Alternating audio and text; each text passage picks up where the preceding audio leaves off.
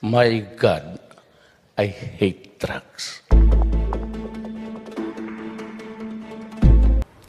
More global headlines. Beijing may have removed missile systems from the disputed Woody Island in the South China Sea. New analysis from Israeli intelligence firm ImageSat International suggests the systems may have been removed or relocated. Previous satellite imagery showed a number of missile launchers and a radar system on the island shore covered by camouflage netting. Those have now disappeared, but two U.S. defense officials tell CNN China may have likely concealed them inside buildings. On Wednesday, Beijing said it was the U.S. and not China which was militarizing the region. Sources tell CNN the upcoming summit between U.S. President Donald Trump and North Korean leader Kim Jong-un could last 2 days. Two sources familiar with the matter says U.S. officials have laid the groundwork for a second day of meetings if the two men decide they want to continue discussions. A White House spokesman declined to comment on the matter.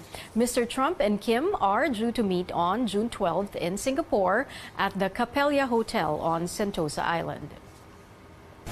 Meantime, another personality who may be at the summit is former NBA star Dennis Rodman. Rodman's agent, Darren Prince, says the basketball star is considering making the trip, but no plans have been made yet. Rodman has traveled to North Korea in the past and seems to have struck an unlikely friendship with the North Korean leader. Expect a rainy weekend ahead, especially if you're in Luzon and the Visayas. Weather Bureau Pag-asa says Tropical Depression Doming will intensify the southwest monsoon, commonly called habagat. The storm will not make landfall and is expected to exit the country by Sunday. But Pag-asa says expect heavy rainfall in Metro Manila beginning tomorrow. Weather forecaster Nikos Peñaranda is warning of some dangers both in the capital and in the regions. Ang isang concern natin is ang pagbaha, especially dun sa mga syudad, yung marami pong konkreto. Dito, yan po yung especially sa Metro Manila. So paghandaan po natin, maali po tayo magkaroon uli ng abala dahil sa baha sa trapiko. Police arrest more than 470 employees of a trading company in Pampanga for their alleged involvement in cybercrime. The company is posing as a BPO inside Clark Special Economic Zone.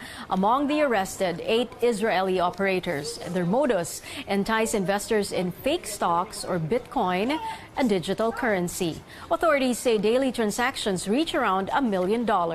Some concerned employees informed a number of victims about the illegal activity, and the victims in turn traveled to the country all the way from Australia and South Africa to file complaints with the police.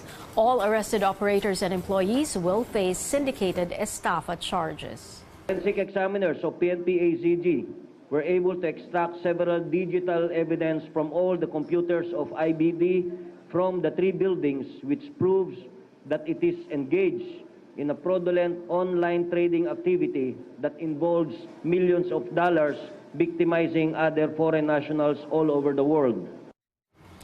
Following the police raid, economic zone operator Clark Development Corporation says it has canceled the business permit of BPO firm International Branding Development Marketing Incorporated. More news now from the regions. Cagayan de Oro City authorities arrested a couple tagged as members of the Maute terror group.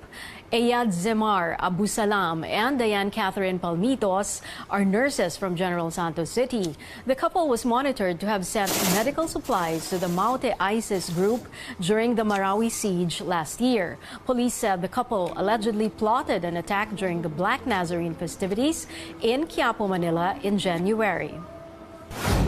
Devotees gathered in a century-old church in Sagay City, Negros Occidental, to seek healing and blessing from the image of their patron saint, San Vicente Ferrer. The ritual requires letting parts of the devotee's body that needs healing to be stepped on or touched by the image. Locals call the ritual palapak or payatak, meaning stepped on. The church in Barangay Vito was built in 1850. The Trade and Industry Department continues to campaign to promote Filipino products with its hashtag #GoLocal. And as the nation celebrates its independence on June 12th, the finest indigenous products take center stage in a Makati City Mall. Our Makoy Popioco tells us more. It is indigenous Filipino artistry at its best. These are some of the finest products from grassroots weavers and artists all over the country, curated in an upscale mall. You will really love working with these people because they're just ordinary mothers doing weaving for a living, and they are willing to learn. They want to be educated on how the packaging should be. From the traditional terno to the more trendy bagot saya to shawls, scarves, and bags, these intricately designed products are all made from indigenous cloths like tinalak, piña, and husi. There are also wooden sculptures and fashion accessories masterfully crafted by tribal artisans in Palawan and Benguet. Beyond artwork, these home ornaments reflect the culture of the communities from where they originated. These hanging ornaments from Palawan are believed to ward off bad spirits and offer protection. Trade and industry officials say they've always struggled to find viable marketplaces for grassroots products, especially now that there is an increasing demand. I'd like to think that Filipinos are already starting to get proud of their heritage, and the preservation of local culture and the arts is foremost, particularly in the minds of the millennials. They like anything that is local, that is Filipino.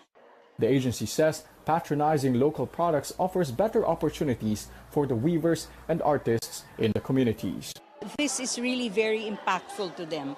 One of the things we have noticed is the fact that many of the younger members of these IPs are looking for work outside of their communities. And that means there's an abandonment of what is traditional to their culture. By finding markets for the products they manufacture is one of the things that we can do in DTI to actually preserve this part of our cultural heritage. And now, patrons need not travel far to buy these products. This is the mission of Rustans, to help the small and medium enterprise to make a living. This is a continuing thing.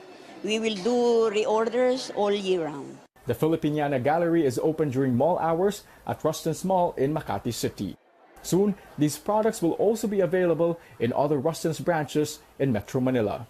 Should marriage be limited to a man and a woman? The Supreme Court will soon rule on the matter. But without waiting for the landmark decision, a gay couple tried to apply for a marriage license today. And how did things turn out? Our Justice correspondent Anjo Alimario tells us what happened. Michael Jason Masaganda and his partner Lester arrived early at the Marikina Civil Registry Office to apply for a marriage license. They've been together for just a month, but for them, it doesn't matter.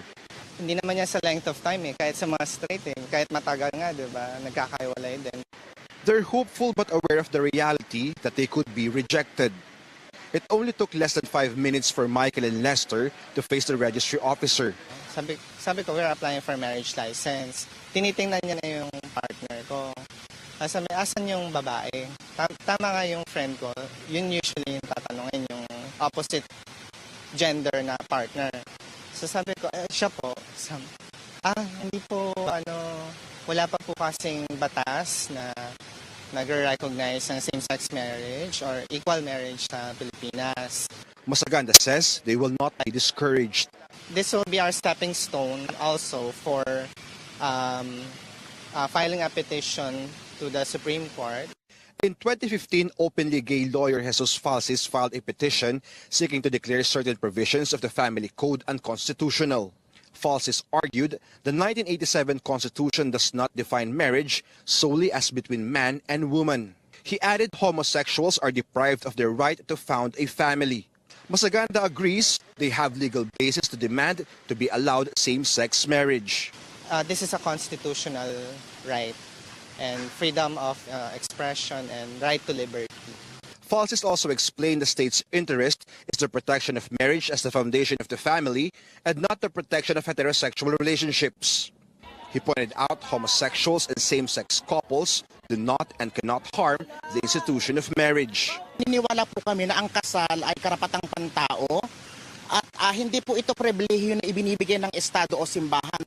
The Office of the Solicitor General, however, argued the question of whether marriage may be entered into by same-sex couples is a policy question.